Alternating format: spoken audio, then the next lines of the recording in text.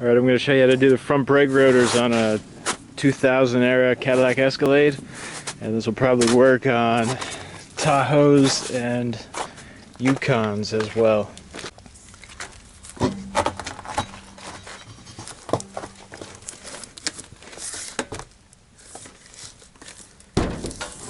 So once you have the wheel off, you got to take the caliper off, and to do that you need a 3/8 inch hex adapter.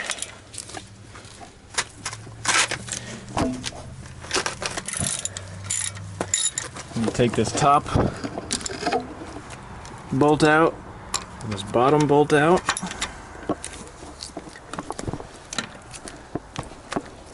Oh, Jesus. And once you have these two bolts out, the caliper should come off pretty easily. If you need to, just take something like this and compress that piston just a little bit. That'll make it a lot easier to get this caliper off.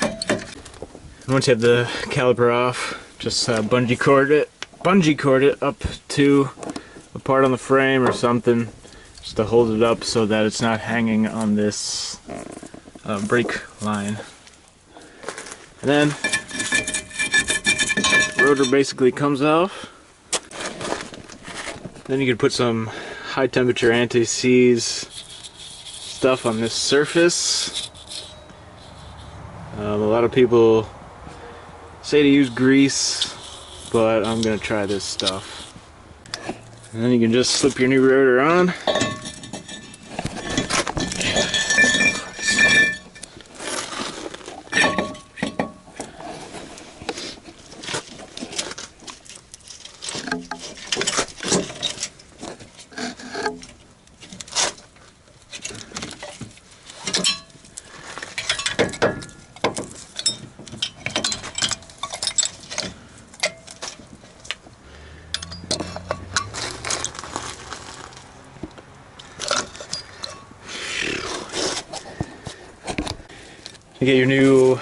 To get your caliper to fit over your new rotor with the brake pads, you need to compress the piston.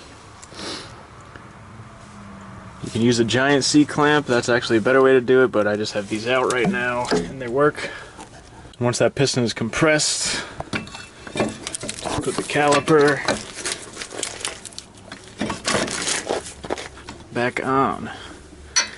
Put the bolts back in. I couldn't find the torque specs for this specific vehicle, but similar ones are being torqued to 80 foot-pounds. So that's what I'm going to do. If somebody has the information, please share it.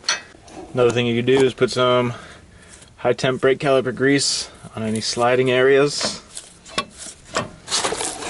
And also these bolts are also pins that the caliper slides on. So you want to grease those up as well. Then when you're done putting the wheel on, torque all the lug nuts to 140 foot-pounds, and always